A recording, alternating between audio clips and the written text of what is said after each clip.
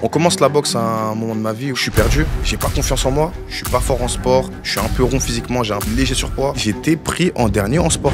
T'es gros, tu vas au goal et c'était moi. Plus jamais je voulais connaître ça de ma vie. Je suis retourné à la salle directement après, je me suis entraîné comme un fou. Et l'année d'après, je devenais champion de France et champion du monde en cadet. Et les coups les plus durs que j'ai pris, c'était mentalement. Ouais. J'ai été beaucoup rabaissé petit, tu vois, au sein de mon foyer. Tu vois, j'ai vu beaucoup de violence physique et psychologique. Mais ce qui m'a le plus détruit, c'est psychologiquement. À ce moment-là, au moment où je suis vraiment en pétard, je me dis, il faut que je cartonne tout, ligament croisé. Ça m'a été bénéfique, ça m'a été plus que bénéfique parce que j'ai compris pourquoi je faisais ça, j'ai compris que j'avais pas besoin que de la boxe, c'est bien plus que tout ça. J'ai été champion du monde en boxe française et j'ai toujours pas de bif là en vrai. J'ai toujours pas de dalle et c'est chaud pour moi de manger. En fait, j'ai commencé à me parler de science, je lui dis, hey, je lui dis sa mère. Il me dit, ouais.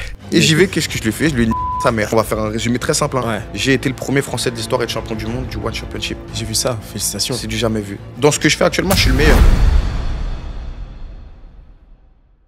Alexis Nicolas, alias Barbosa. Ça me fait super plaisir de te recevoir. Bah, merci pour l'accueil. Ouais, félicitations pour tous tes accomplissements. Hein, parce qu'on a parlé de...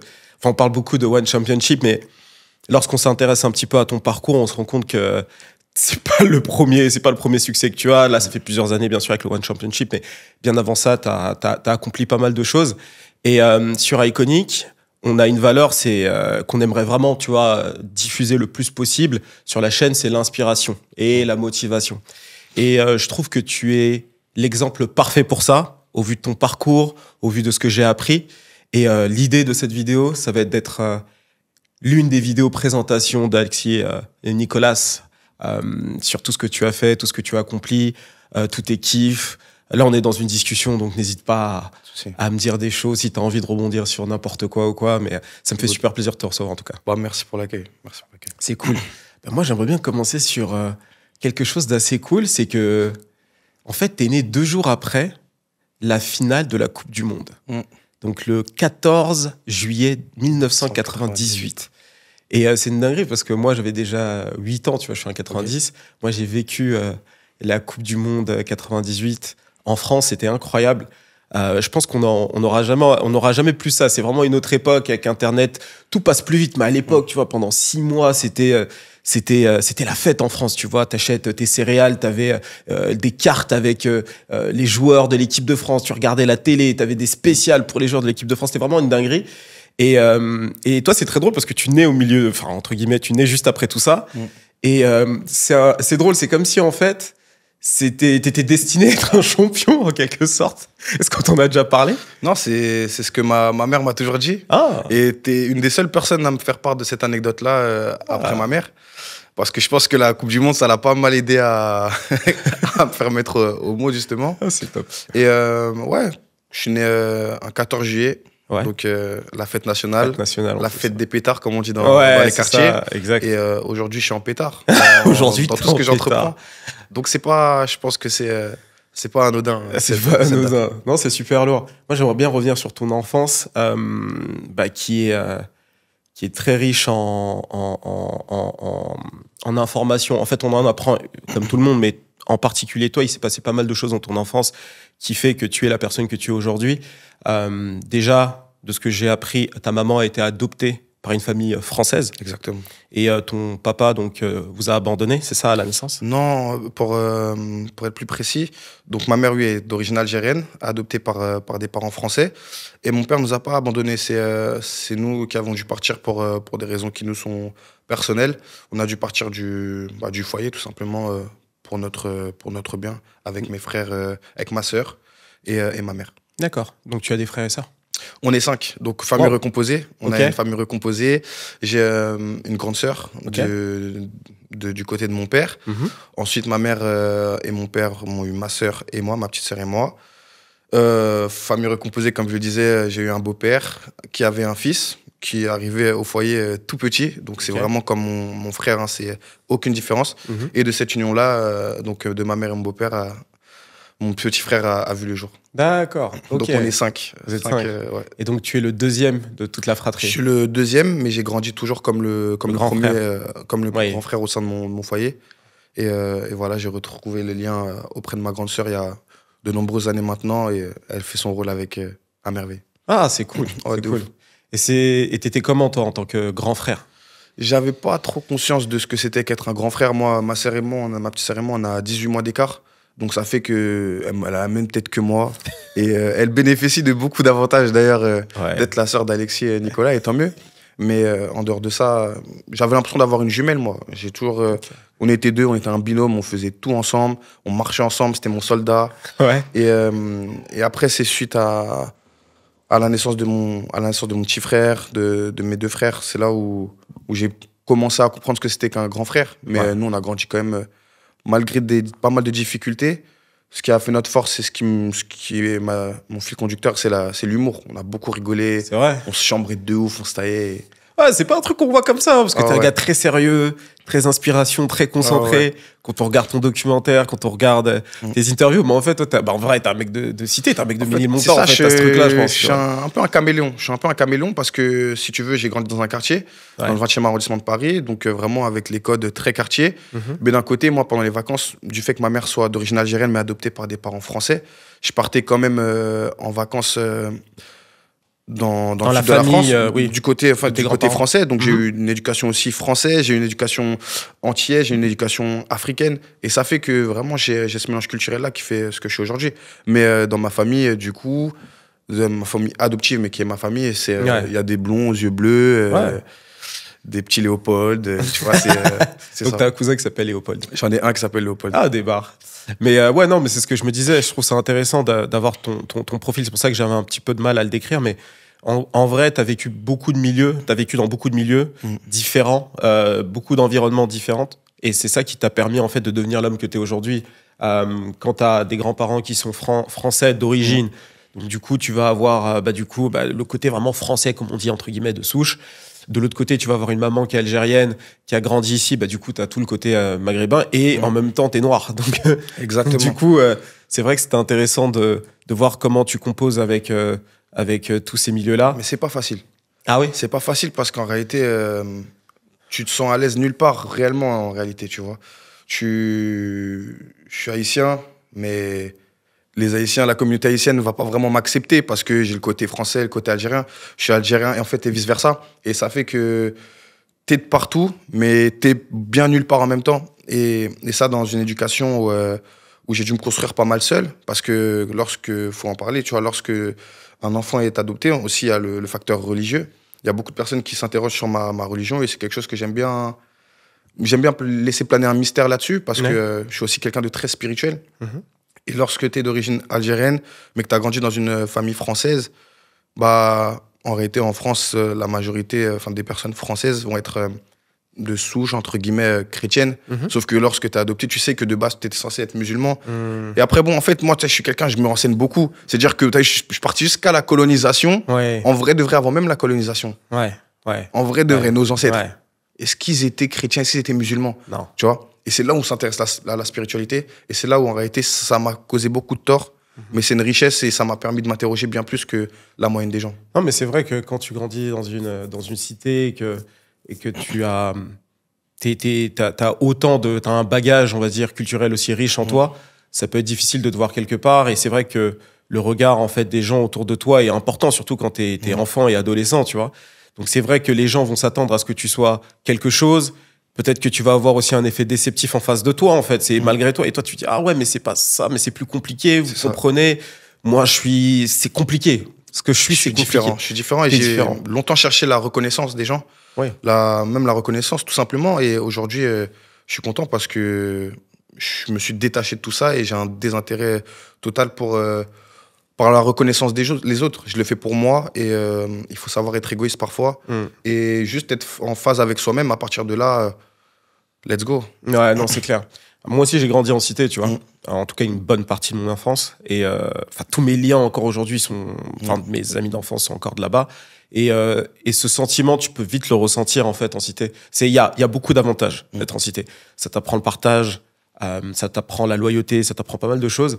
Mais c'est vrai qu'il y a aussi... une dimension qui peut être embêtante, c'est tu peux très vite te sentir rejeté si tu rentres pas dans certaines cases. Exactement. Et c'est vrai que dans ton cas, parce que moi je suis congolais des deux parents, donc encore à la rigueur, moi là-dessus ça va, mais moi j'ai autre chose qui m'a posé problème quand j'étais plus jeune. Mais de ton côté, c'est vrai que finalement, ça peut être très difficile de se définir quelque part. Et très vite, ça peut aussi créer en toi un rejet de tout ça, tu vois. Après, toi, tu l'as peut-être vécu autrement, tu vois, mais tu peux avoir aussi un rejet de te dire, mais attends, je comprends pas. Là, vous me dites ça, là, vous me dites ça. Vous voulez pas de moi, en fait. C'est exactement ça. C'est ce sentiment d'appartenance qui est nécessaire à l'évolution et à l'éducation lorsqu'on vient d'un quartier. Mais en tout cas, pour ma part, j'avais besoin de ce sentiment d'appartenance-là. Je ne savais pas réellement à qui je ressemblais, parce que moi, j'ai pas grandi avec mon père au quotidien. Donc, je savais pas trop à quoi je ressemblais. J'avais pas de cousins. J'avais des cousins, comme je disais, blonds aux yeux bleus, mais ils me ressemblaient pas. Ils étaient pas comme moi. J'avais pas de famille du côté de ma mère. En fait, j'ai grandi plus ou moins seul, et mon foyer, c'était mon repère, c'était ma sœur. C'était ma petite sœur à la base. C'était la seule personne qui me ressemblait, et ma mère. Et lorsque tu grandis en étant différent de tout, et sans savoir qui t'es vraiment et d'où tu viens, c'est compliqué pour toi d'avancer. Non, mais c'est clair. Par contre, il y a des personnes qui ont été extrêmement importantes à ton développement et à ton éducation. C'est tes grands-parents. Exactement. Est-ce que tu peux me parler un peu d'eux? Alors, mes grands-parents, je leur dois énormément, parce que c'est vrai qu'il y a eu un réel clivage entre l'éducation que ma mère m'a donnée et l'éducation que mes grands-parents m'ont donnée. Aussi bien sur l'aspect financier. Ma mère, c'est une débrouillarde, donc en réalité, elle avait beaucoup de choses à revendiquer. Tu vois, tout ce que moi, je peux revendiquer aujourd'hui, ce qui est marrant, c'est que le parcours que je fais et le cheminement que je fais, il complète le sien. Et aujourd'hui, les interviews que je fais, pour moi, c'est une thérapie, parce que plus je parle de moi, plus je comprends. Et aujourd'hui, avec tout ce qui m'arrive, on s'est sorti pas mal de choses. Donc ma mère, voilà, l'éducation que j'ai eue du côté de ma mère, c'était une chose. L'éducation que j'avais avec mes grands-parents, c'était tout autre chose. Si tu veux, mes grands-parents, j'ai joué de la guitare, moi.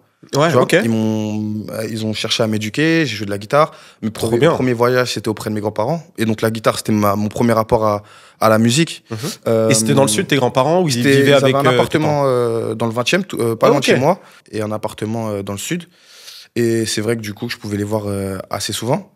Donc mon premier rapport à la musique, c'était mes grands-parents, la guitare. Et vraiment, cette double éducation, ils m'ont permis même de faire de l'équitation, de partir en voyage. Et c'est ça qui est assez marrant, c'est que j'allais on appelle ça dans la garrigue, tu vois, dans la campagne.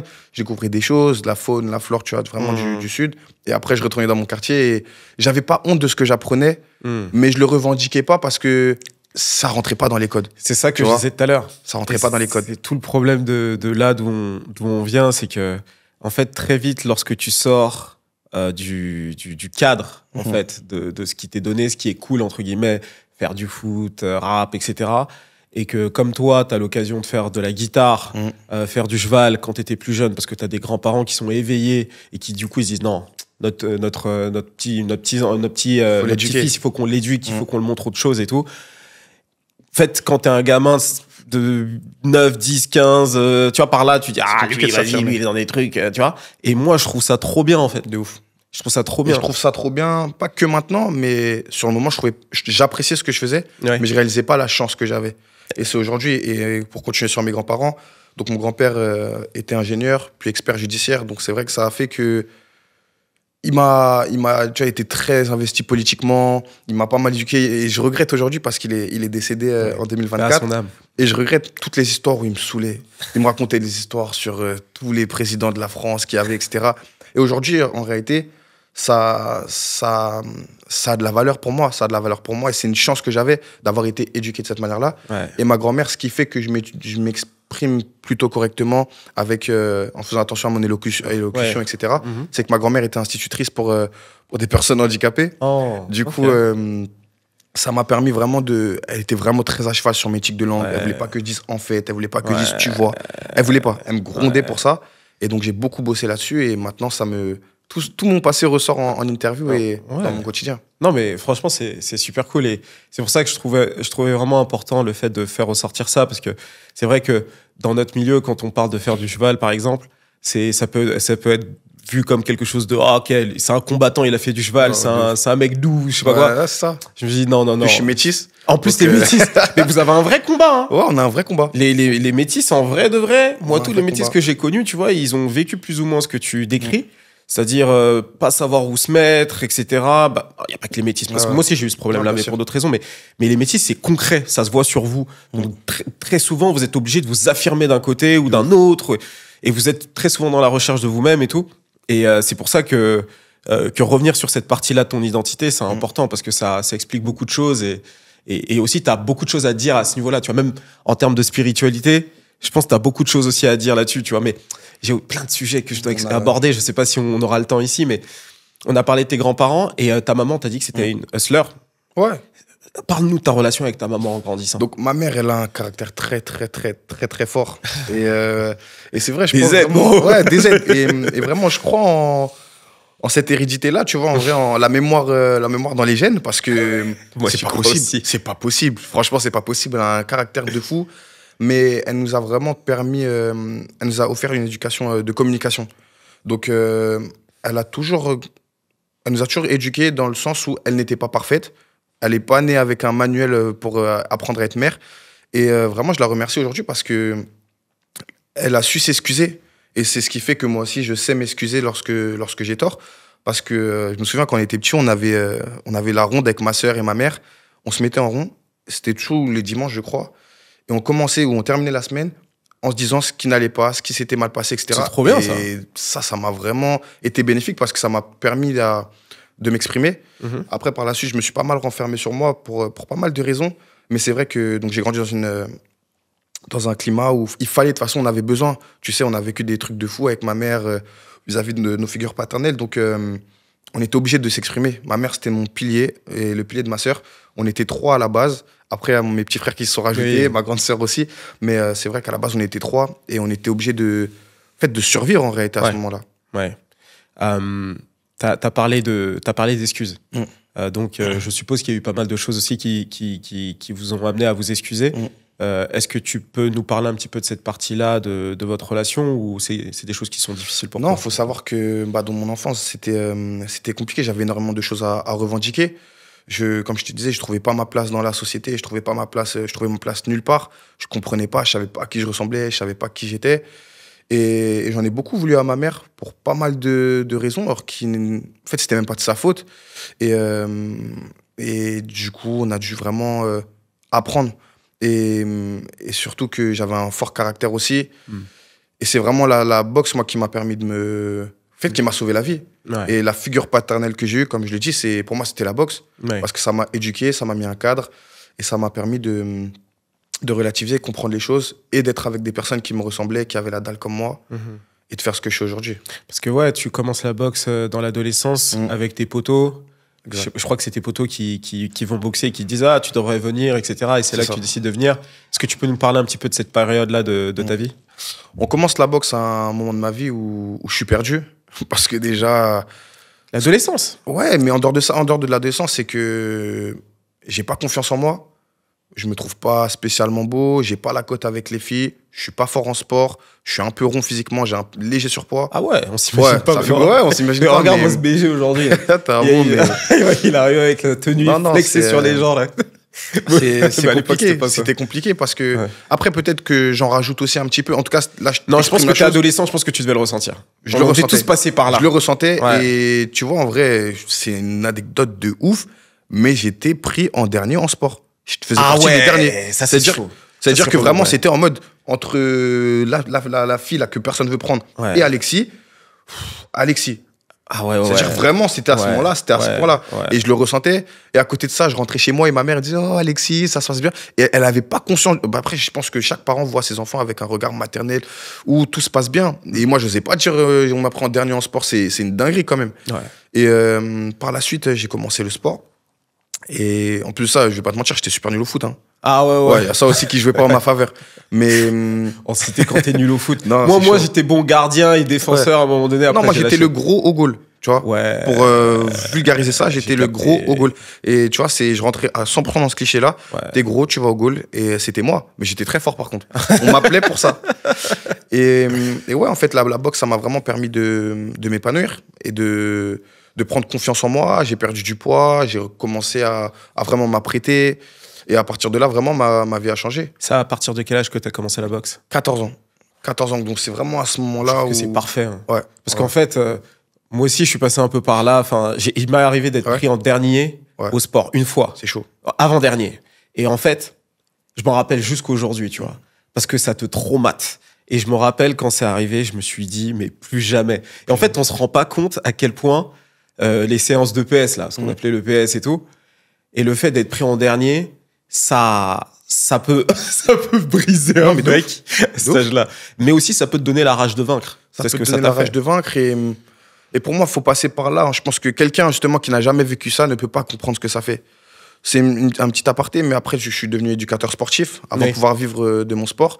Et à ce moment-là, j'ai compris qu'il ne fallait pas que je fasse vivre à des jeunes enfants ce que j'ai pu vivre. Ouais. Après, bon, je ne suis pas Superman, donc forcément, des fois, ça arrive, etc. Mais j'ai cette compassion-là et je ne me comporte pas comme un mec qui a tout pété parce qu'en vrai, je sais ce que c'était quand j'étais tout en bas, tu vois. Non, c'est clair. Et donc, tu commences à 14 ans et comment ça se passe les premières séances Les premières séances, boxe, franchement... Parce que c'est la boxe française, par quoi tu commences? Boxe française. Ouais. Donc, il y a pas mal de choses à raconter par rapport à ça. Je commence la boxe. En réalité, sans réelle conviction de quoi que ce soit, juste j'y vais pour rester avec mes potes. Mais on va manger au grec juste avant, on achète notre boisson gazeuse et on va au sport. C'est-à-dire qu'à ce moment-là, il n'y a aucune discipline. Il y a aucune discipline. Ouais. Je suis pas discipliné, j'y vais vraiment pour rester avec mes amis. Mais il y a une certaine discipline dans mon assiduité. Ouais. C'est-à-dire que à ce moment-là, financièrement, on roulait pas sur l'or chez moi. Ouais. Et plusieurs fois, il m'est arrivé de ne pas pouvoir partir en vacances, tu vois, dans les séjours scolaires avec mes amis parce que financièrement, c'était un peu compliqué. Mais je sais qu'au moment de payer justement la licence, à ce moment-là, ma mère n'a pas... ça lui a fait plaisir carrément parce que c'était le premier sport que je lui ai demandé de faire et ça lui a pas posé problème. Et j'avais conscience déjà de la valeur de l'argent à ce moment-là. J'ai aussi aidé par mon premier club financièrement. Donc en vrai, ça a fait que j'ai pu m'inscrire. Et j'ai eu un pacte moral, en fait, inconsciemment, un pacte moral avec le club dans lequel je me suis inscrit et avec ma mère. Et à partir de là, j'y allais tout le temps et tous les jours. Et c'est ce qui a fait que j'ai progressé beaucoup plus vite que tous mes autres amis parce que eux, ils y allaient une fois de temps en temps, etc. Ouais. Moi, c'était qu'il pleuve, qu'il vente ou qu'il neige, j'y allais. Malade, tu vois, pour pas contaminer les autres. Mais si ça tenait qu'à moi, j'y allais. Non, mais c'est dingue parce qu'en fait, t'as tous les éléments qui étaient en train de se rassembler. T'as déjà le côté où t'as été rejeté et t'as besoin quelque part aussi de t'affirmer et de te faire accepter avec quelque chose. Un sport de combat, c'est idéal. À côté de ça, t'as ta maman qui avait pas la possibilité de t'inscrire facilement comme ça au club. Donc, du coup, le jour où elle a la possibilité, t'as un pacte moral, donc tu dois t'y tenir. Donc, ça te donne la discipline. Et derrière, en fait, je pense que tu te fais des amis aussi, t'es avec tes potos, tout ça. Je me fais des potes, je rencontre aussi mes premiers entraîneurs, qui sont des figures, pas paternelles, je dirais, mais il y a des mentors. Ouais, des mentors. Il y a Youssef, Bébis et Isabelle, qui sont deux personnes avec qui je suis en contact encore aujourd'hui, donc ça fait plus de 12-13 ans. Ils m'ont vu grandir et ils suivent mon ascension jusqu'à maintenant. Et c'est des personnes qui m'ont énormément apporté. Ouais. C'est incroyable. Ah, c'est incroyable. Et donc, du coup, tu commences à savoir. Moi, j'en ai fait un peu. Ouais. À l'ancienne. J'avais commencé et tout. Boxe française? Boxe française, ouais. Ok. À l'ancienne. T'as mis les tenues ou? J'ai pas mis la. Non, j'ai pas mis la tenue. Ouais, j'ai échappé. Le truc. Ouais, la salopette, là. Elle était On appelle horrible. ça une intégrale. Ouais, c'est très horrible. C'est ça. En fait, c'était. Je me rappelle, c'était avec. Je crois que c'était mon école primaire, ça date. Ok. On avait la possibilité de s'inscrire un peu à la boxe. Il y avait boxe anglaise, j'avais fait boxe anglaise, je crois, l'année d'après. Mais la première année, c'était boxe française. C'était des mecs qui venaient de l'extérieur pour nous entraîner. Mais comme on était dans un collège assez pauvre, on va dire, on s'entraînait dans une cour et tout. Et c'est là où j'ai commencé à avoir un peu les bases et tout. Et je me dis, c'est trop bien et tout. Et je me rappelle, ce qui m'avait refroidi, c'était les tenues. La tenue. Moi, on m'a pas dit directement. C'est-à-dire que la tenue, là, ce qui se passe, c'est que c'est un sport, c'est un art martial qui en fait, faut s'habiller avec... maintenant, on peut le mettre c'est une intégrale, mais on peut le mettre en deux parties. Donc, il y a un pantalon et un débardeur, mais c'est comme une salopette. Un petit peu comme les tenues de gym, mais long. Et une chaussure. Et moi, si j'avais su ça, j'aurais jamais fait ce sport-là. Ouais. Et c'est ça le problème, parce que c'est un sport incroyable. Mais c'est vrai que, vestimentairement parlant, à ce moment-là encore, j'étais pas en gros trop dans la mode, mais je me respectais quand même, tu vois. Et c'est vrai que quand j'ai commencé à mettre ces tenues-là, tout le monde se moquait de moi. Ouais. Tout le monde se moquait de moi. Dans mon quartier, en gros, personne pouvait croire en un mec qui s'habille comme ça. Ouais, c'est ça, en fait. Et ça fait que, par rapport à ça, je sais que j'ai reçu énormément de moqueries, mais pas que par rapport à la tenue. Hein. Le simple fait que j'étais un mec chill, qui s'est mis dans les sports de combat. Et aujourd'hui, en vrai, on se dit, pourquoi tu fais de la boxe? En vrai de vrai, tu vas jamais percer. C'est bien, en gros, tu kiffes, mais... Et puis, ils voyaient pas l'argent immédiatement. Ouais. En vrai, ils se disaient, il y a rien à faire là-dedans. Et Ouais. En plus, c'était d'une autre génération. C'est que les sports de combat, c'était vraiment que la boxe thaï de votre côté. Ouais. Moi, je sais quand même qu'il y avait ce truc. Déjà, c'était plus populaire tout ce qui était boxe thaï. Muay Thai et boxe thaï, c'est la même chose, on est d'accord. Muay Thai, c'est l'appellation en Thaïlande. Mais en Thaïlande, exactement. Tu vois. Et nous, à l'époque, tu vois, on a grandi avec les films, tu vois, déjà de Jean-Claude Van Damme. Et il y avait aussi le film de Muay Thai, là, un combattant là. Ong Bak. C'était incroyable. Ah, toi, t'as kiffé, toi aussi. C'est un de mes films préférés. Ah, mais oui, mais nous, à l'époque, nous, on a grandi vraiment avec ces films-là. On a allé les voir au cinéma et tout ça, tu vois. Donc, il y avait ce truc-là. Donc, tu vois, il y avait même, tu vois, les arts martiaux, globalement, c'était plus accepté. Plus à ta génération qu'à la mienne. Exactement. Début des années 2000, c'était vraiment un truc populaire, tu vois. Donc, tu vois, même si la boxe française, la tenue, elle était un peu space, on savait que les mecs, ils lèvent leurs jambes, ils te la mettent. Parce qu'il y avait Bruce Lee juste avant. Bruce Lee, tu vois, avec sa tenue, on s'en foutait de la tenue parce que c'est un mec qui cassait des bouches. Et même à la rigueur, on aimait bien sur lui. Exactement. C'est Bruce mais que Lee. sur lui. Voilà. C'est comme Michael Jackson avec ses tenues. Que sur lui. C'est que sur lui, tu vois. Faut pas imiter. Mais c'est vrai que moi, j'étais dans une phase descendante des sports de combat. Même à ton époque, par exemple, le kickboxing, c'était diffusé sur Eurosport, je crois, ou des choses comme ça. Et nous, c'est vrai qu'on n'avait pas réellement de diffuseur à ce moment-là. Donc, ça fait que personne n'avait un visu sur ce que c'était que les sports de combat. Et donc, je suis dans une génération, vraiment une période assez creuse. Et là, par contre, c'est en train de remonter en pétard. Flèche. C'est incroyable. Donc là, tu tombes à pic. Et donc, du coup, là, tu commences, et à partir de quand tu commences à avoir tes premiers gros succès? Mes premiers gros succès, je veux pas faire le mec trop humble, mais à ce moment-là, je réalisais pas que c'était des gros succès. C'est vraiment...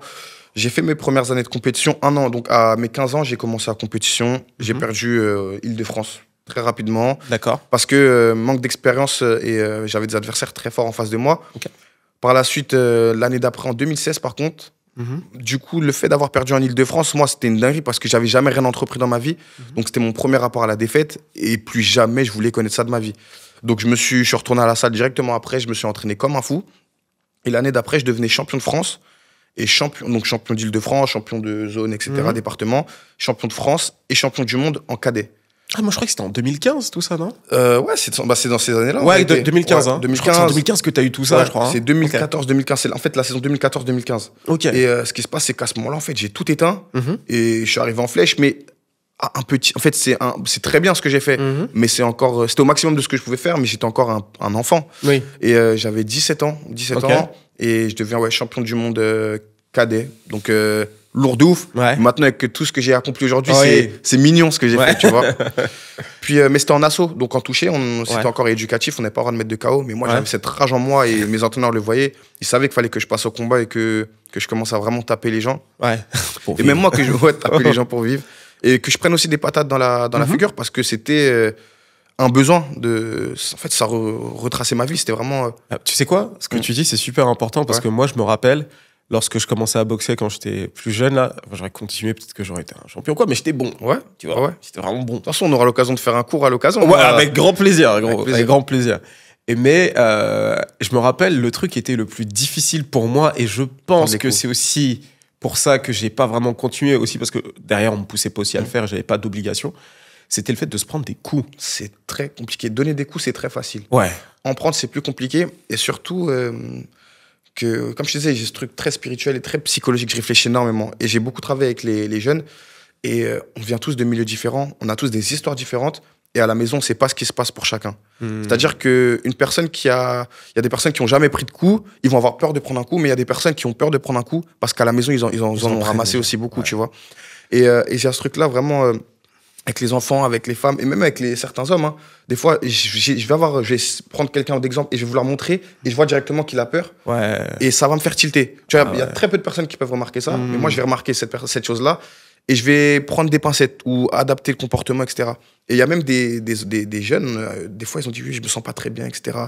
Garçons comme filles, ils viennent à l'entraînement, et ils disent, hey, tu sais quoi ? Défoule-toi. Là, en gros, aujourd'hui, tu vas pas prendre, juste tu vas taper.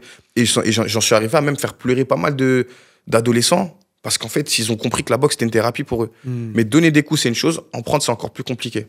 Et toi, quand tu as commencé à en prendre, comment tu le vivais? J'aimais bien. Moi, t'as vu, en vrai, je vais pas te mentir. Pour ça, toi. Ouais, j'ai été habitué à prendre des coups, même si...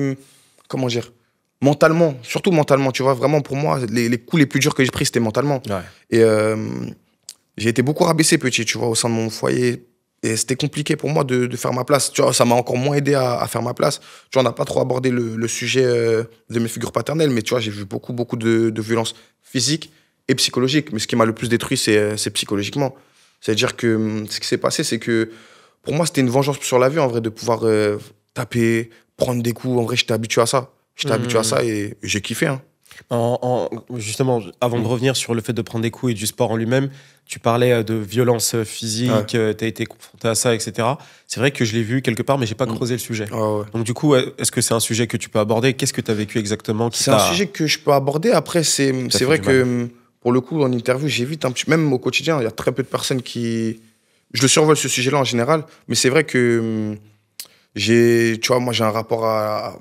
Pas personnellement, mais de ce qui s'est passé au sein de mon foyer, à la drogue et à l'alcool, que je déteste ça en fait. Ces substances-là, les personnes qui ne peuvent se maîtriser sous substance ou sans, qui n'ont plus en fait, qui ne sont plus maîtres d'eux-mêmes. Et moi c'est ça, j'avais besoin de ça en fait, de devenir maître de moi-même et dans quasiment chacun des domaines que j'ai. Et cette perte de maîtrise-là, moi c'est ça qui peut me faire peur chez les gens. Et c'est vrai que quand je dis avoir peur, c'est pas que j'ai peur, on va dire peur craintif, mais je suis quelqu'un d'hyper éveillé constamment. C'est-à-dire que dans une pièce, je sais exactement ce qui se passe à gauche, à droite, et limite, tu vas me voir en vrai avoir du mal à me concentrer, mais c'est parce que j'ai dû en fait me développer comme ça dans un état d'hyper-vigilance sur tout ce qui se passe, sur tout ce qui bouge, et c'est rare que je sois à un endroit sans savoir qui est autour de moi, ce qui se passe.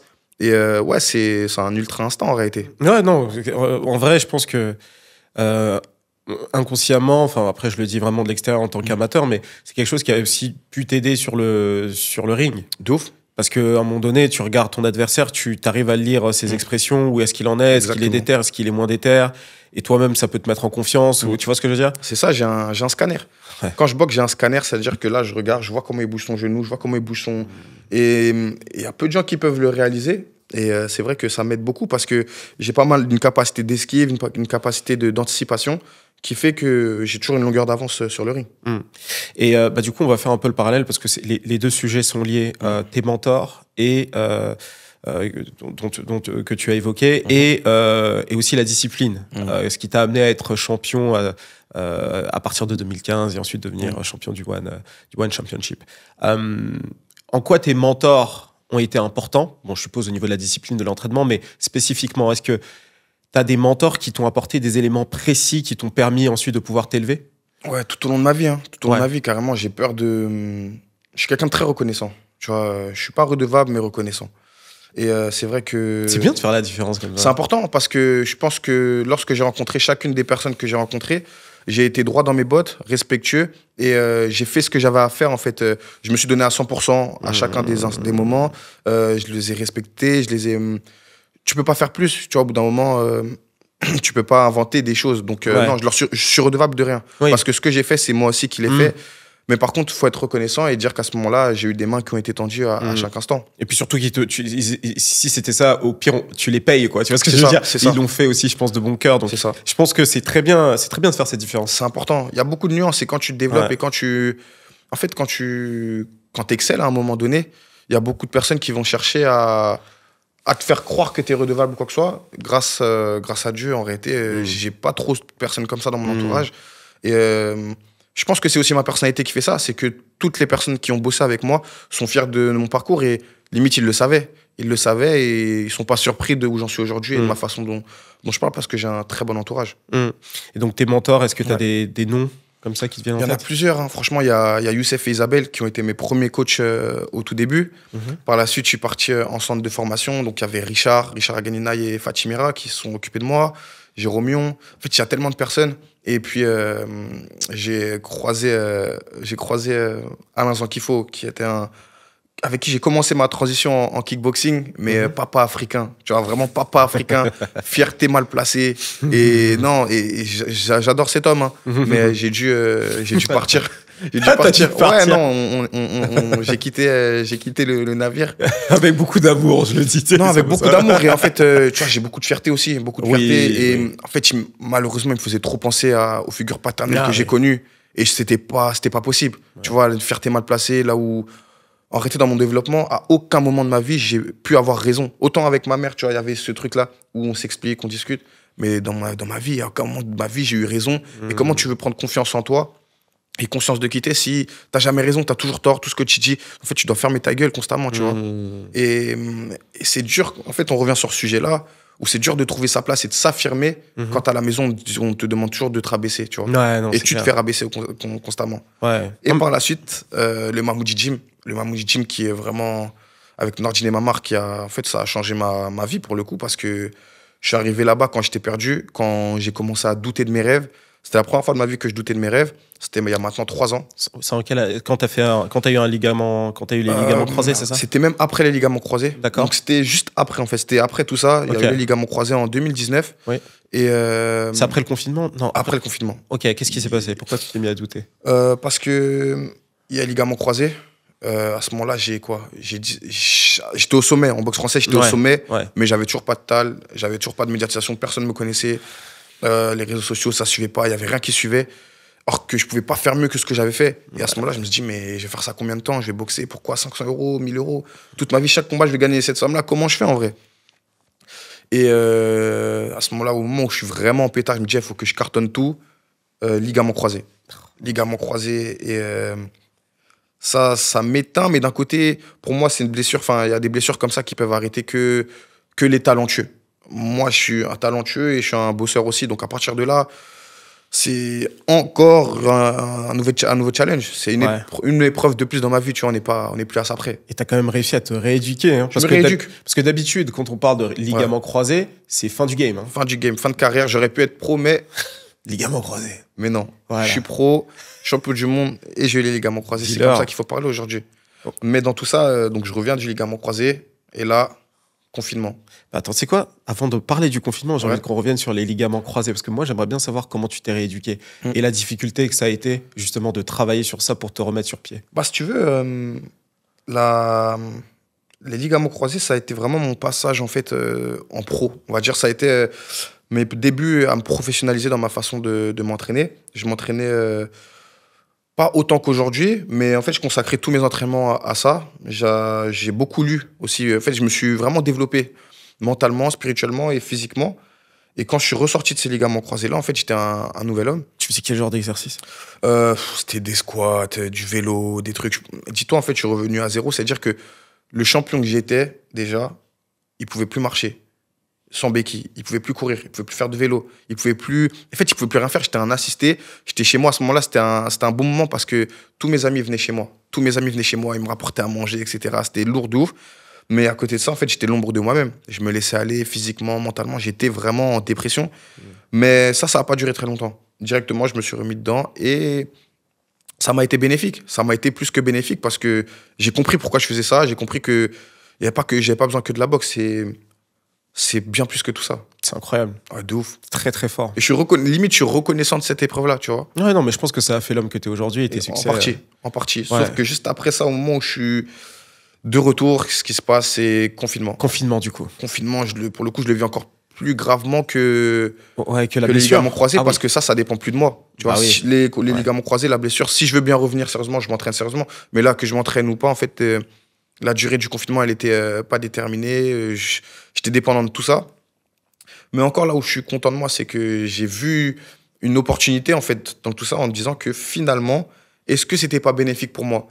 Pendant que j'avais perdu du temps pendant presque 1 an de rééducation, tout le monde était en pétard, tout le monde était bien. Sauf que là, maintenant, les compteurs sont remis à zéro. Et pendant le confinement, je vais continuer à m'entraîner, je vais continuer à courir. Pour le coup, on avait le droit de courir. Donc, moi, j'allais courir, etc. Je faisais mon sport. Et je me suis dit qu'à ce moment-là, en fait, en sortant du confinement, peu importe quand ça allait être, je serais super prêt. En sortie de confinement, on me propose un combat contre le mec que j'avais boxé pour être champion de France en 2019. Et ce qui se passe, c'est que, donc en fait, c'était vraiment en fait, le combat idéal parce que là, pour le coup, j'allais me jauger par rapport à ce que j'étais avant. Et le gars, je lui mets une masterclass. Masterclass. C'est-à-dire que le gars, déjà, était très, très fort à ce moment-là. Et quand on parlait de lui contre moi, on me voyait pas gagnant.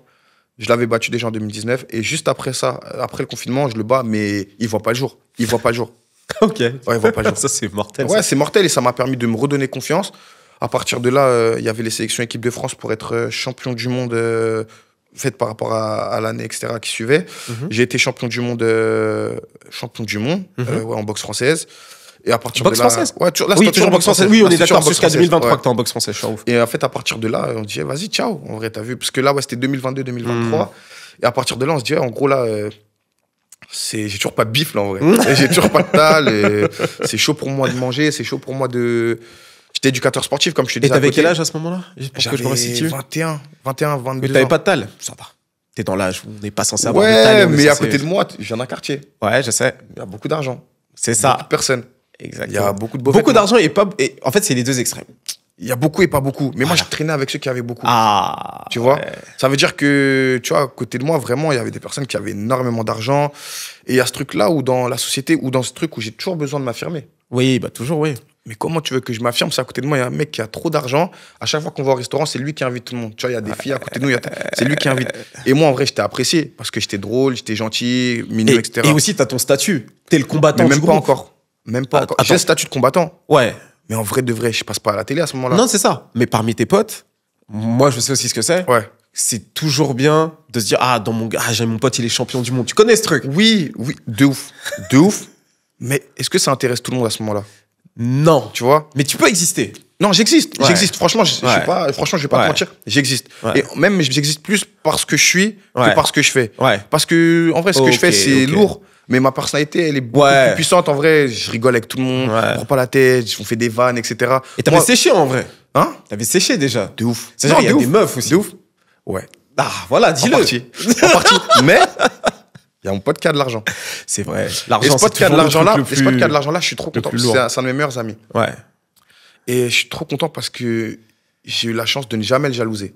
Je l'ai jamais jalousé et ça, c'est vraiment un truc dont je suis tellement fier parce que j'aurais pu. En vrai de vrai, c'est humain. Tu vois, il y a un côté humain. Ouais. Et juste, j'ai beaucoup analysé, j'ai beaucoup remarqué le fait qu'il avait le scooter avant tout le monde, il avait la voiture avant tout le monde. Et du coup, c'était le mec qu'on appelait avant tout le monde. Tu vois, parce que, en fait, on voulait traîner avec lui, les gens voulaient traîner avec lui. Nous, on s'est connus avant tout ça. Donc, ça faisait qu'il n'y avait pas ce truc-là. Et ça a été compliqué, en fait, de se développer en ayant conscience que, voilà, je suis légèrement dans l'ombre de cet homme-là. Il n'y a pas de jalousie, mais il faut que je fasse quelque chose pour briller aussi. Et ce mec-là, il m'a énormément poussé tout le temps. Il m'a envoyé des messages pour savoir comment ça se passe à l'entraînement. Et lui, il voulait pas que je tombe dans ses travers à lui. Ça veut dire qu'en aucun cas, il voulait que je fasse les mêmes choses que lui, etc. Et ça m'a... En fait, je suis très reconnaissant. Pour le coup, je suis trop reconnaissant de cette personne-là. Non, mais c'est trop bien. En fait, ça me fait penser, je fais un parallèle avec le rap et J. Cole, qui est aussi un métis en plus. C'est ça qui est des bars. Et qui les métis, toujours eux. Voilà, c'est ça. Il a un vécu qui est très similaire au tien. Et dans un de ses morceaux, il parle justement de ça. C'est-à-dire que il est un peu plus jeune, il est avec son pote. Lui, il travaille quand même plutôt bien à l'école. Il rappe, il est talentueux dans ce qu'il fait. Mais ça va un peu nulle part. Et il a son pote, genre un très bon pote à lui, qui lui est dans la rue, cadre familial désastreux, tu vois. Mais en fait, ce gars-là, il fait de l'argent dans la rue et surtout, il traîne tout le temps avec J. Cole. Mais J. Cole, en fait, à ce moment-là, il sait pas trop pourquoi ce gars-là est tout le temps avec lui. Enfin, ils sont amis, ils s'aiment beaucoup, mais au fond, il se dit, vas-y, c'est lourd, tu vois. Et à un moment, J. Cole lui dit, ouais, tout ce que tu fais, c'est lourd et tout. Je vois ce que tu fais dans la street et tout ça. Mets-moi dans le truc, non? Et son pote rigole, tu vois, en mode fait. Il dit, oh, je sais pas, il rigole. J. Cole, il rigole, tu vois. Il se dit, il veut pas vraiment rentrer dans mon monde. Et en fait, J. Cole insiste. Et là, son pote se vénère. Il dit, mais t'es sérieux là? Si je te connaissais pas, je dirais que t'es un clown, en fait. Moi, je traîne avec toi parce que t'es pas dans mon monde, en fait. T'es pas comme moi, t'es différent. Et t'as un avenir, tu vois. C'est exactement ça. Et en fait, ton histoire, ce que tu me racontes là, ça me fait penser directement à J. Cole, tu vois. C'est exactement... T'as vu ça, là? C'est exactement ça. Et ça me fait plaisir carrément que... les mots que t'as mis dessus, parce que c'est exactement ce qui s'est passé. Et pour le coup, il a énormément d'admiration pour moi. Et... il croit en moi depuis le début. Depuis le début, il sait que je vais exceller. Et c'est parce que je suis différent de lui et parce que c'est le premier à me mettre en avant, c'est le premier à parler de moi. Et c'est un honneur pour moi d'avoir des personnes comme ça dans mon entourage. C'est lourd. Big up à lui. Gros big up à lui. C'est bien d'avoir des amitiés comme ça parce que c'est vrai qu'on ne le dit pas assez, mais l'argent, quand t'es un mec, t'arrives à un certain âge, tu peux avoir des amis très proches et... très vite, ça peut changer les rapports, pour X ou Y raison. Et le fait que vous ayez réussi à entretenir des relations amicales aussi saines, après autant de temps, sachant que vous avez choisi des voies complètement différentes, exactement. Je trouve ça super beau. Je trouve ça super beau. Et donc, du coup, t'es en train de savater tout le monde. Il faut qu'on reprenne ça. Littéralement, parce que t'es dans la salle. Tous. Non, je les savate tous. Tu les savates tous. Ouais. Et à partir de 2023, tu décides de basculer en kickboxing. Alors, explique-nous un petit peu ce changement de Ce qui se passe, c'est toujours j'ai besoin de challenge. Donc j'ai battu tout le monde à ce moment-là, mais personne. En fait, j'ai toujours ce besoin de reconnaissance là. Mais là, pour le coup, c'est même pas ma personne qui a besoin de reconnaissance, c'est ce que je fais. Je sais que j'ai une façon de boxer qui m'est propre. Je sais que je peux. À ce moment-là, je veux révolutionner les sports de combat. Je veux vraiment que mon style-là, ça soit une référence dans les sports de combat et que, en fait, qu'on me place en vrai parmi les GOAT de mon sport, que je marque mon histoire et que je marque l'histoire des sports de combat. Et à ce moment-là, en fait, en boxe française, c'est tout simplement pas possible. Peu de gens suivent, mais j'ai une certaine communauté quand même qui commence à se développer. Donc via tes victoires. Via mes victoires, je commence à boxer, à faire des vidéos sur Karaté Bushido. C'est-à-dire que les vidéos, elles commencent à buzzer, les gens, ils commencent à dire c'est qui ce petit métis là, etc. Et par la suite, en fait, je passe en kickboxing tout simplement. Ouais. Et en vrai, de vrai, là, c'était il y a 2-3 ans. Ouais. Et aujourd'hui, tu as vu, là, on va faire un résumé très simple. Hein. Ouais. J'ai été le premier Français de l'histoire à être champion du monde du One Championship. J'ai vu ça, félicitations. C'est du jamais vu. Légendaire. Merci. Et en vrai, de vrai, ça, c'était en 2 ans et demi, 3 ans. C'est incroyable. Mais la difficulté de transitionner entre la boxe française et le kickboxing, il y en a ou comment toi tu l'as senti ? C'est très dur. C'est très dur. Mais moi, si je te le dis, si c'est moi qui te le dis, je vais te dire que c'est presque facile. Parce que je suis différent. Non, c'est pas que je veux flex. Tu peux. C'est que dans ce que je fais actuellement, je suis le meilleur. Actuellement, dans ce que je fais, je suis le meilleur. Donc, quand moi, je vais t'en parler, je sais à quel point c'est dur. Mais moi, je réalise pas à quel point c'est dur parce que pour moi, j'ai certaines facilités. Ouais. Mais c'est très difficile parce qu'il y a une notion de distance en boxe française. On doit frapper avec le pied. On a une chaussure, on doit frapper avec le pied. En kickboxing, on est pieds nus, on frappe avec les tibias. Si tu frappes avec le pied sans chaussure, tu peux, mais à tes risques et périls, ça fait très mal, tu vois. Ouais, ils sont préparés, les gars. Les orteils et tout, ça fait très mal. Donc, il y a une notion de distance. La boxe française, c'est une boxe d'évitement. On ne doit pas se faire toucher et toucher, et frapper toujours. Et en kickboxing, c'est une boxe un peu plus d'affront, où on a les blocages, on a les trucs où la distance est plus proche. Donc, ça fait que si tu n'adaptes pas de ça, tu vas prendre des coups qui ne te touchaient pas avant, etc. Après, dans la dureté de l'entraînement, moi, je suis allé dans la salle où il fallait que je sois. Le Mamoudi Gym, c'est des fous. C'est un asile psychiatrique. Je ne peux pas dire autre chose. C'est-à-dire que Nordine et Mamar, c'est des personnes qui te poussent dans tes retranchements constamment. Okay. La force que j'ai eue, c'est que dans ma façon de m'entraîner, j'ai toujours été très structuré et j'ai pu adapter en fait cette folie-là avec aussi la science des sports de combat. Et au final, aujourd'hui, je me retrouve dans un juste équilibre qui me permet d'exceller. Mais c'est des fous. C'est des fous, incroyable. Et donc, du coup, parle-moi un peu des combats en One Championship. Ok. Il y a l'affrontement avec Hersel, mais ouais. Parle-nous un petit peu de tout ça, parce qu'il y a beaucoup de choses à dire, je pense, et je pense que tu as de super anecdotes. Donc, je te laisse me guider là-dessus. Avant même le One Championship. Tu sais, le One Championship, ça paraît ancien. Ouais. Mais c'est que récent, c'est tout récent. C'était il y a un an, jour pour jour. Là, je faisais mon premier combat au One. Okay. Tu vois. Et quand j'ai fait mon premier combat au One, j'étais même pas encore signé sous contrat. On était en pleine négociation. Il y avait les Glory Kickboxing qui me voulaient. Moi, ça fait, si tu veux, ça fait peut-être 4 ans ou 3 ans 4 ans même que le Glory me veulent. Simplement que les primes qu'ils me proposaient, moi je disais non, je préfère boxer, faire mon petit bonhomme de chemin, et on refuse. L'argent, c'est très important en vrai dans notre milieu. Ouais. Non mais t'as raison, tu t'es donné, t'as beaucoup travaillé très dur. C'est ça, je travaille très dur, je peux pas aspirer en fait et dans ma tête être meilleur que les autres et prendre moins que les autres. Ah, non, tu vois, c'est parce qu'en réalité, je m'aiderais pas moi et j'aiderais pas les autres aussi, parce que clairement, si des fois même pour les stages, les séminaires, etc., il y a des mecs qui me proposent des sommes, je leur dis les gars, vous me parlez à moi, c'est-à-dire que là, en vrai, je peux pas accepter ça. Comment tu veux que moi que j'accepte ça? Et le mec à côté qui est champion de France, il te fasse un stage et en vrai de vrai, il va te prendre quoi? Tu vois, c'est même moi en fait de vrai. Maintenant, je suis en train de replacer les barres et replacer les tarifs. Ouais.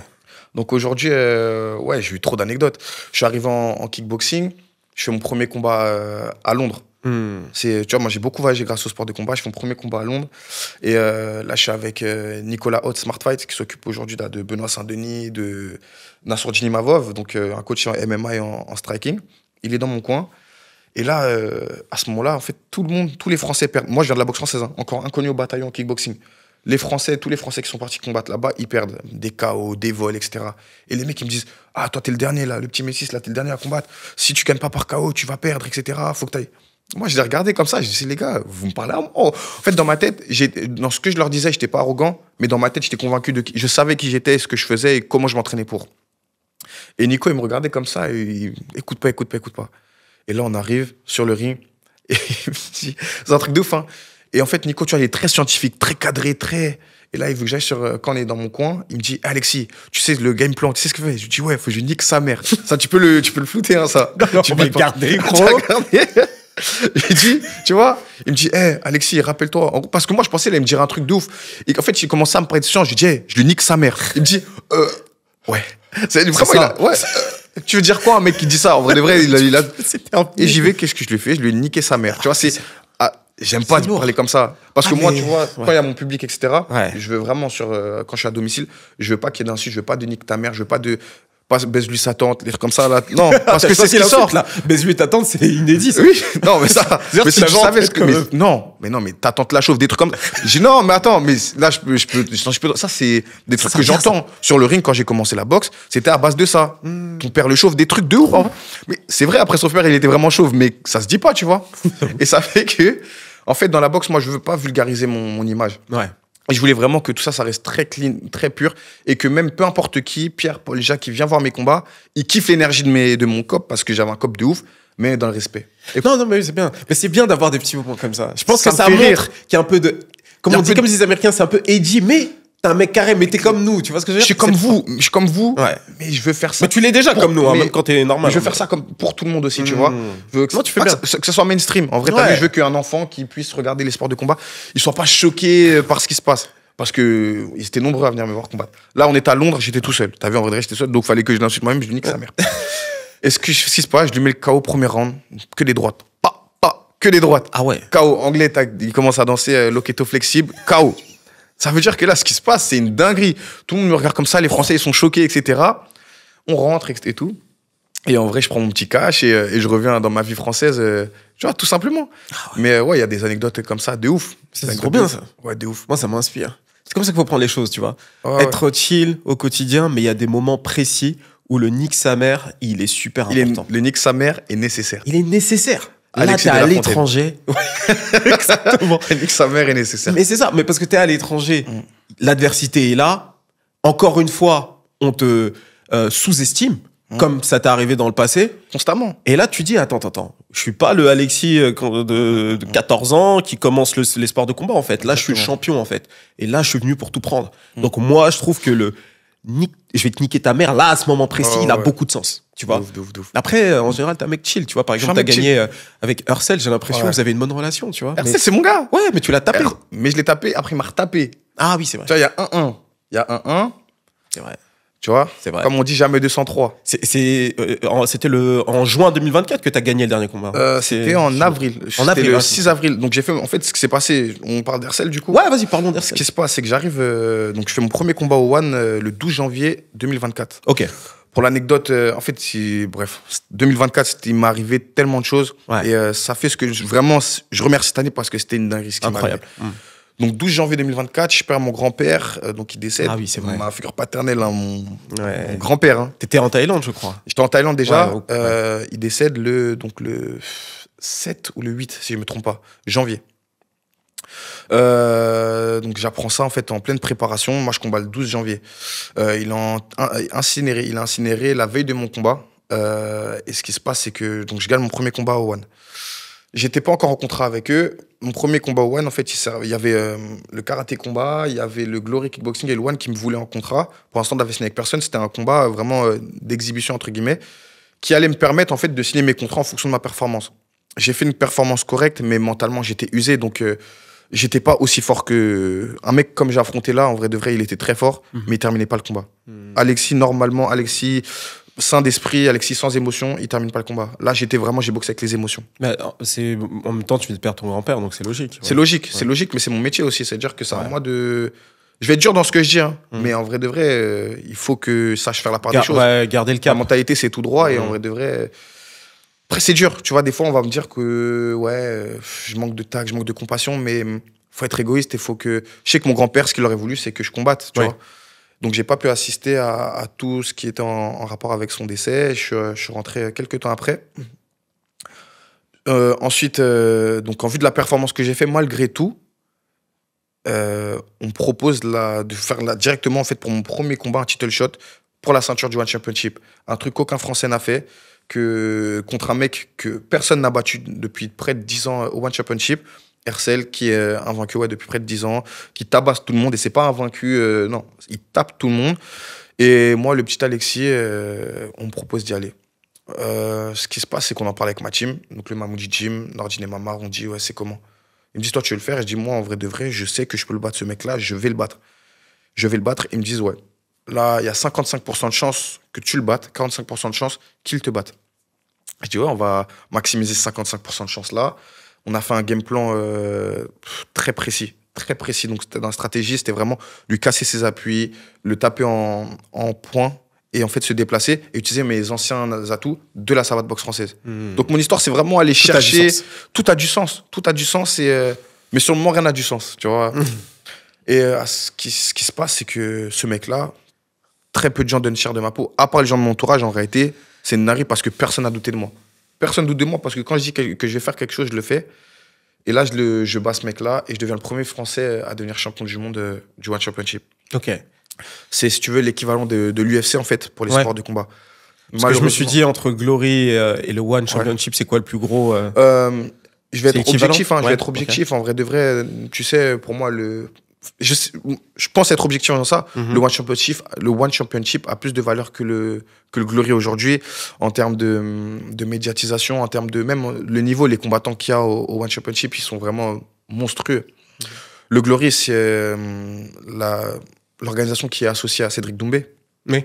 Tu vois, donc, tu sais, je suis dans la même catégorie de poids que Cédric Doumbé. On va en parler après. Ouais, ça veut dire qu'en fait, à partir du moment où si j'avais décidé de signer au Glory, j'aurais été constamment dans l'ombre de Cédric Doumbé. Parce que ça, être champion du monde du Glory, ça a déjà été fait par Cédric Doumbé. Et en plus de ça, il l'a fait 7 fois. Je me suis dit C'est-à-dire que là, il fallait que j'y aille 7 fois pour... Non, laisse-moi tranquille. Cédric, en plus, je l'aime beaucoup. C'est-à-dire que là, laissez-moi aller marquer ma propre histoire, faire ma petite vie. Et en vrai de vrai, le One, il fallait faire une fois. C'est une dinguerie. Et là, on ne parle plus de Cédric Doumbé, tu vois. Donc, à partir de là, et c'est pour ça aussi que j'ai été orienté vers le One Championship. Ah, c'est super. Bah, du coup, je voulais t'en parler un petit peu. Ouais. Forcément, c'est bien de vous mettre un petit peu en compétition parce que je me suis demandé ça. Est-ce que vous êtes dans la même catégorie et autres du coup, est-ce que vous avez eu l'occasion d'échanger avec Cédric? Est-ce que vous avez sûrement sparé? Je pense que vous avez sûrement dû faire ça. On a échangé. Mais ça a été bien plus simple que ce que la plupart des gens peuvent penser. Ouais. Cédric Doumbé, c'est vraiment... Déjà, ça a été un modèle pour moi. Hein. Déjà, parce qu'il est un peu plus âgé. Je pense que ça prête ta génération. Ouais. Il est après de ta génération. Moi, je suis génération Miracle, 98. Ouais. Et du coup, il a été... je l'ai rencontré sur ces dernières années en kickboxing encore. J'ai été son sparring pendant quelques temps. Il me prenait sous son épaule. On allait courir ensemble. On faisait les fractions ensemble. Il a vraiment été très, très bienveillant. Il m'a conseillé sur beaucoup, beaucoup de choses. Quand on parle de religion, spiritualité, il a été très, très, très présent. Pour moi, on a beaucoup discuté, hein, Cédric et moi. Et lors d'un sparring, il m'a dit, Alexis, tu sais que tu seras le prochain champion du Glory. Parce que moi, à ce moment-là, je lui parlais du Glory. Je voulais être champion du Glory parce que c'est ce qu'il fallait être, tu vois. Et il m'a dit, tu sais que tu vas être le prochain champion du Glory. J'ai dit, ah ouais, tu dis ça? Il m'a dit, ouais. J'ai dit, ok. Et en vrai, si j'étais parti au Glory, je suis persuadé que j'aurais été champion du Glory. Mais j'ai préféré partir au One. Et aujourd'hui, on a des relations très saines. Il m'envoie un petit message de force de temps en temps. On se parle de temps en temps. Et c'est un très, très bon gars. Non, mais c'est cool de voir qu'entre combattants français, il y a aussi cette relation saine. C'est pas toujours le cas. On le sait, il y a des histoires, etc. Tu vois. Cédric Doumbé, c'est un vrai entertainer aussi, tu vois. Si. Et des souhaits. Ouais. Et c'est drôle de voir comment vous communiquez différemment. Tu vois, toi, t'es quelqu'un très inspiré, très profond. Bah, il est profond aussi, hein, Cédric. Mais on va plutôt regarder son côté provocateur et autres. Tu vois, je le mettrais plus dans la catégorie des Floyd Mayweather. Limite, là, on veut voir s'il va gagner ou quoi. Floyd, c'est encore autre chose. Parce que lui, c'est vraiment le méchant. C'est le méchant. Floyd, c'est le méchant. Tu vois, comme McGregor, c'est le méchant. Et du coup, il est tellement méchant que tu veux le voir perdre. Exactement. Et d'une certaine manière, je trouve que Jake Paul, c'est aussi le méchant. C'est le méchant. C'est les antagonistes, comme on dit. C'est des antagonistes, exactement. Après, on va dire que toi, de ton côté, tu vas être de l'autre côté. Tu vas être le mec un peu plus radieux, inspiration, on veut te ressembler. Tu vois ce que je veux dire? T'as un truc un peu plus on va dire sain, c'est pas cool pour eux, mais t'es plus pour toute la famille. T'es un peu comme Cyril Gane, je dirais. Cyril Gane, grand champion, mais il y a ce truc-là de... Voilà, il est accessible à tout le monde, il est cool, on a plus envie de le voir gagner, c'est ça, que de le voir perdre, c'est ça. Tu vois. Non, et par rapport à ça, c'est vrai que je me prends tout simplement pas la tête sur ma façon de communiquer. Je communique comme j'ai envie de communiquer et comme comme je suis au quotidien. C'est-à-dire que moi, si tu veux, mon surnom, c'est Barbosa. Ouais. Et la plupart des gens, quand ils m'abordent dans la rue, ils m'appellent Barbo, tu vois. Parce que mes potes et ma famille m'appellent Barbo. Mais moi, tu sais que moi, je t'appelais Barbosa, mais c'est un moment donné, j'ai dit, mais non, bah, frère. Non, tu peux. Mais les gens, quand ils m'accostent dans la rue, les fans qui veulent des photos, Barbo. C'est-à-dire que là, je me dis, ah ouais, quand on m'appelle Barbo, c'est que c'est une personne vraiment qui adhère à mon univers, qui adhère à ce que je fais, qui suit en vrai, tout simplement. Et je cherche pas à être apprécié de tout le monde, mais dans ma façon de communiquer, ça plaît et tant mieux. Hein. Je suis fidèle à moi-même. À partir du moment où même là, les gens qui vont voir cette interview-là, quand ils vont me rencontrer dans la rue, ils vont me parler, je vais leur parler de la même manière. Ouais. Donc, t'es très.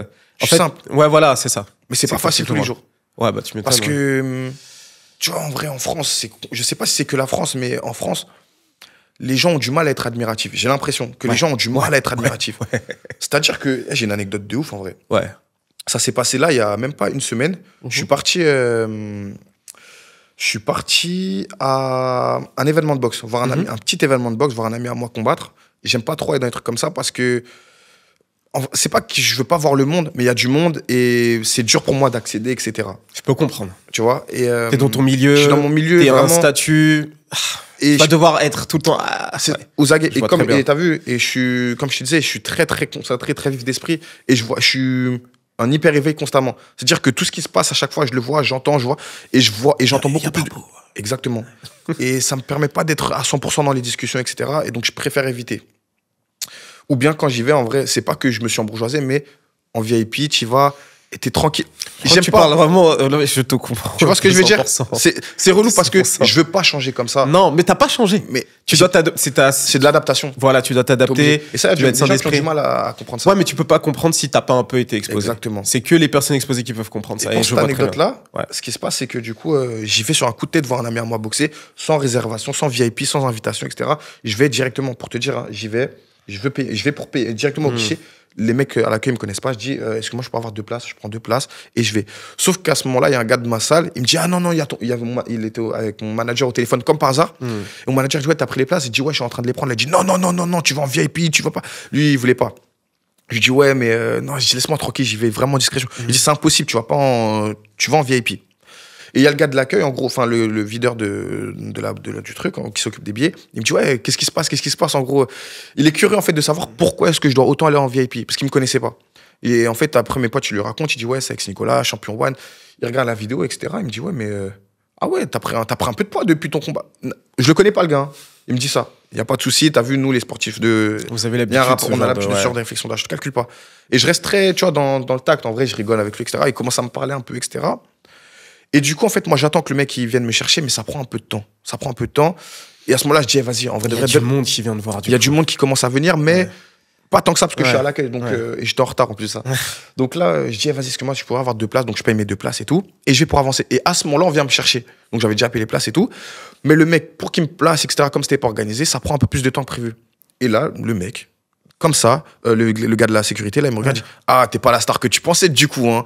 T'as vu, VIP, t'es même pas une star, toi, en fait. Comme ça. C'est affreux. Et en fait, je le regarde comme ça, et en vrai, et j'étais très tact, j'avais beaucoup de tact avec lui au début. Hein. Je dis, ouais, c'est dire quoi ça? Est-ce que je t'ai parlé depuis le début, en vrai de vrai, tu vois? Personne t'adresse la parole, je te parle respectueusement. Et je pars, en fait, Et à ce moment-là, en fait, je me dis, mais c'est un baiser. Je me dis, c'est un baiser parce qu'en vrai de vrai, j'y vais pour prendre ma place, tranquillement, toute discrétion. C'est pas comme si je dis, mettez-moi en VIP. En fait, j'ai pas compris la démarche. Et en vrai de vrai, juste, si tu vois, je veux pas en gros dire, ouais, tout le monde doit me respecter. Mais juste, et du respect pour ce que je fais, et du respect pour qui je suis, en vrai, tout simplement, et je te respecte pas à la même hauteur. Et c'est des trucs cons, et ça, c'est des trucs qui se passent bien plus souvent que ce qu'on peut penser. Des mecs qui veulent te rabaisser en pensant que tu veux te la. Non, je suis juste un mec chill, moi, comme je dis. J'ai pris tes places. J'ai payé mes places en plus. Et tu sais quoi? Je vois très bien, il m'est pas arrivé exactement ça, mais je vois très bien ce que tu ressens, parce qu'en fait, toi, des fois, tu viens, tu dis, ah bon, je viens là, c'est public, je vais pas faire de vagues, en fait, tu vois. Je veux juste venir kiffer, je connais des gens ici et là. Et en fait, c'est les gens qui te ramènent à ça. C'est-à-dire que les gens te remettent à ce statut-là, et du coup, ils veulent voir comment tu te comportes et voir peut-être le mauvais pas que tu vas avoir. Vu que t'as pas été irrespectueux en face du gars de l'accueil, parce que en vrai, il te parle de ton poids comme ça. Si t'étais vraiment toi, et que t'avais pas tenu compte de ton statut, t'aurais pu lui dire, ça veut dire quoi ça, tu parles de mon poids? Mais tu le fais pas. Tu tiens compte de ton statut. Tu dis, ok, c'est mon statut, c'est ça. Donc, du coup, tu te comportes bien. Ensuite, t'as le mec de la sécu qui vient et qui te... C'est le même mec, hein. Ah, c'est le même gars! C'est le même gars, c'est le même gars. C'est ça qu'il faut... Tu vois, c'est le même gars. Et le truc, c'est que dans le statut que j'ai actuellement, il y a un petit décalage entre... Même moi, en fait, j'ai pas encore conscience vraiment de ce que j'ai réalisé et des vagues que je crée. C'est-à-dire que moi, je suis très dans ma bulle. Très, très dans ma bulle. Tu vois, vous allez me voir poster sur les réseaux sociaux, mais en vrai de vrai, je me mélange pas beaucoup. Je suis dans mon petit univers. Et c'est vrai que quand je vais dans les événements, c'est là où je réalise les vagues en gros que je crée. Je me dis, mais c'est pas possible. Moi, c'est moi qui... Non, ouais, c'est le pas gamin de possible. 14 ans, là. Moi, là, non. Et c'est dur pour moi, pas de l'accepter, mais de composer avec. De composer avec. Ouais. Et c'est de l'adaptation, tu vois, parce qu'il faut constamment, en fait, être droit dans ses bottes, se comporter correctement, ne pas créer de situations compliquées. Tu vois, donc il faut toujours que je me comporte avec la conscience que j'ai ce statut-là aujourd'hui. C'est cool. Et je voulais savoir, c'est quoi la suite pour toi, là? Parce que là, du coup, ça parle d'une revanche avec Hercel. Ça parle d'une revanche avec Hercel. What's up with that? Bye. En fait, je t'aime bien, j'ai envie de te dire beaucoup de choses. Mais il y a des choses que je peux pas encore dire. En tout cas, il y a mon prochain combat qui est signé. Je vais pas trop t'en dire, mais j'ai gagné le premier. Il a gagné le deuxième. Le peuple veut la trilogie. Est-ce que le peuple va avoir la trilogie? On verra. On verra. On verra. Mais en tout cas, mon prochain combat est signé. Ouais. Vous allez me revoir sur le ring là, en début d'année 2025. Et ça va être un banger. Ça va être un gros banger. J'ai hâte de voir ça. Ouais. J'ai hâte de voir ça. Là, je suis maintenant ta carrière à fond. Parce qu'en vrai, tu vois, moi, je suis un fan, mais tu vois, je connaissais ton nom, je voyais un peu. Mais tu vois, lorsque je commençais à préparer l'interview en fin d'année dernière, j'ai commencé un peu à regarder des combats, des choses comme ça, pour vraiment rentrer dans le truc. Et en fait, moi, je deviens fan, tu vois. Ouais. Donc, tu vois, je te le dis, moi, je suis fan. Ça fait plaisir, donc, du coup, je regarde. En plus, l'histoire est super intéressante. Donc, du coup, je vais suivre ça avec beaucoup d'intérêt. Et pour l'évolution, alors, je te pose la question, tu es quand même concentré sur le One Championship. Mais les gens te l'ont sûrement déjà demandé. Je vais te le demander ici. Le MMA. Les MMA. Est-ce qu'à un moment donné, tu penses passer ce cap-là et aller écoute, dans le MMA, UFC, PFL? Ce podcast, il est trop court, j'ai l'impression. Mais oui, parce que là, je peux te croire. Je sais. Mais mais tu vois, on a trop là, on n'a même pas vu en vrai 10%, je pense, 20% de tout ce qu'on voulait. Oui, on fera d'autres épisodes. D'autres épisodes. Mais du coup, le MMA, tu vois ce qui s'est passé, je suis monté très très haut dans ma carrière cette année, très très bas aussi mentalement en tout cas. Oui, mentalement. Puisque j'ai gagné, j'ai perdu, j'ai les combats, j'ai perdu des gens, tu vois, c'était compliqué. Et à ce moment-là, tu te dis, mais est-ce que c'est que ça que tu veux faire? Et c'est vrai que dans des interviews, des fois, je peux paraître assez paradoxal parce qu'en vrai, d'une interview à l'autre, il se passe trop de choses dans ma vie. Tu vois, j'ai un mode de vie j'ai un mode de vie de ouf. Mais quand je dis de ouf, c'est même pas que c'est trop bien, c'est qu'il se passe trop de choses. 200 à l'heure. C'est une série. Ma vie, c'est une série. Ouais. Et là, suite à mon dernier combat, là, où j'ai perdu la ceinture, momentanément, c'est important de le rappeler. Hein. C'est important de le dire. De le rappeler. J'avais beaucoup de remises en question et j'avais perdu cette passion que j'avais pour mon sport. Donc j'avais besoin d'apprendre, j'avais besoin de me remettre en question, etc. Je me suis mis à la lutte, je me suis mis au sol. Ça, c'est une anecdote de ouf. Hein. Je me suis mis à la lutte, je me suis mis au sol et il s'est avéré que j'avais retrouvé cette passion, en fait, ce truc-là, le fait d'être un débutant, de retourner vraiment, en fait, faire preuve d'humilité et d'être à la hauteur de tout le monde, en fait. Et de se faire étrangler, balayer au sol, etc. Mais pas autant que ce qu'on aurait pu penser. Dans le sens où j'avais des prédispositions de ouf, physiquement, mentalement, et une capacité d'adaptation incroyable. Donc, why not? Why not? Mais là, aujourd'hui, je me prépare pour mon prochain combat, qui est un gros combat, un gros événement. Donc, je suis obligé de me focus à 100% sur le kickboxing. Mais on se focus d'abord sur le kickboxing. C'est ça. On gagne, et ensuite, on verra. On en reparlera. C'est exactement ça. Top. Pour finir ce podcast, j'aimerais te parler un petit peu des choses extérieures. Je suis assez iconique, ça va être posté sur une chaîne qui est plutôt spécialisée dans la musique. T'écoutes quoi, toi, en ce moment? Tu sais, en ce moment, là, je me suis... parce que j'ai fait des interviews sur différents médias, etc. Et ils me posaient la question, t'écoutes quoi? Et en fait, même quand je regardais mes réponses, j'avais oublié ce que j'écoutais à la base. Tu vois, j'ai oublié ce que j'écoutais à la base. C'est-à-dire que là, je vais te dire ce que j'écoute en ce moment. Tu vois, moi, ça va être mes rappeurs. Il y a beaucoup de SDM, Dinos. Dinos, tu vois, très lyriciste. Ouais. J'aime beaucoup. J'écoute, là, en vrai de vrai, je me repars sur mes classiques. J'écoutais beaucoup de MZ. Ok. J'écoutais beaucoup de MZ. C'est ta génération de ouf, ça. Ouais, démo, tu vois, démo. Ouais. J'écoutais beaucoup de sections d'assaut, le Fa. Ok. Ouais, moi, tu vois, j'aimais bien ces profils-là. Là, j'écoute beaucoup de Niro. Niro, j'écoute énormément. Et après, forcément, tu vois, je vais pas te mentir, il y a du Tiakola. J'écoute de tout, même RN Boy. Les gars comme ça, moi, j'aime trop, tu vois, la mélo. Je suis très sensible à la mélo. Mais il y a des moments où j'ai besoin de paroles. J'ai besoin de paroles parce que des fois, en fait, pour moi, les rappeurs, c'est des philosophes. Bah oui. Tu vois, et dans cette philosophie-là, je me retrouve de fou. Et ça va dépendre vraiment de mes états d'esprit. J'écoute aussi pas mal de sons US, etc. Ouais, mais plutôt français, toi. Ouais, beaucoup rap français. Ok. Et je vois aussi que t'es très drippé. Tu sais, tout de suite, je t'ai fait la remarque. Ouais. Toi, t'es dans la mode, là, moi, j'ai vu. Je vois, t'es dans les défilés, tout ça. Toi, t'es un mec frais, toi, non? Je suis pas en fashion. Toi, t'es un mec de Paname, quoi. C'est les mecs qui disaient ça. Toi, t'es un mec de Paname, toi, t'es bien. T'es un fashion. Non. Je vais te dire la vérité. Tu vois, en vrai de vrai, par exemple, là, en fait, je suis un combattant. Avant tout, je suis un combattant, je suis un fighter. Mais je suis un métis. C'est-à-dire qu'en vrai de vrai, ce qu'il faut, c'est que je peux pas être juste un combattant parce que j'aspire à inspirer les gens.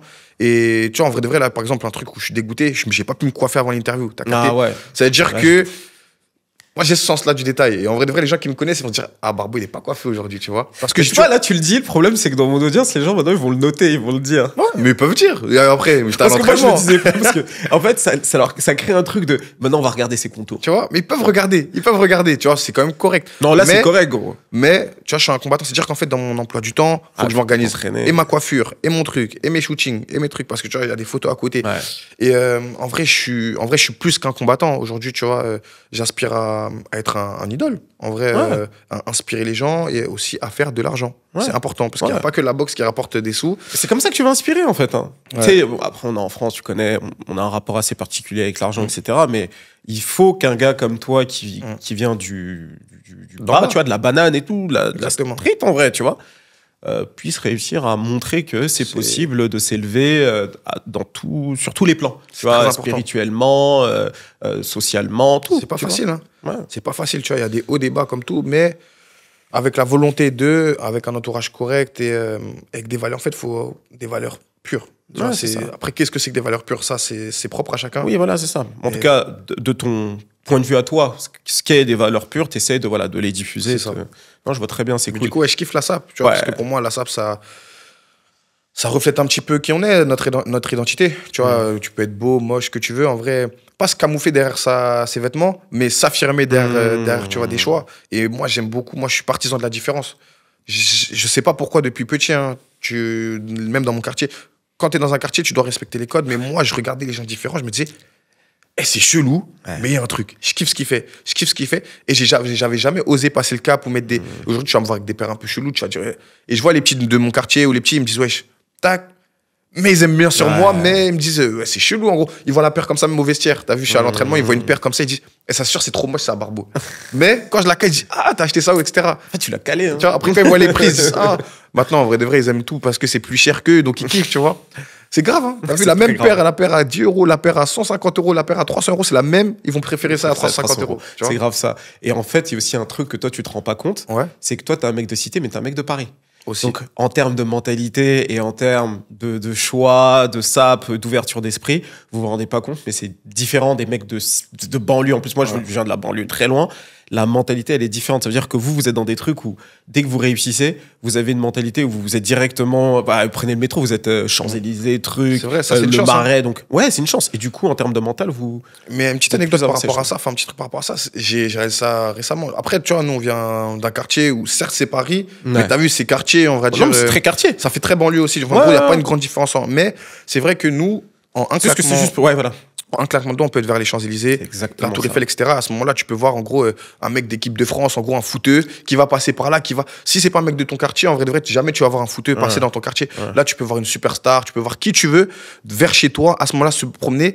Et c'est inspirant de ouf parce que tu te dis, putain, lui là, il vient pas de mon milieu, mais il est dans mon milieu. Alors que quand t'es de banlieue ou de lointaine ou même de Provence, tu vas te dire, mais.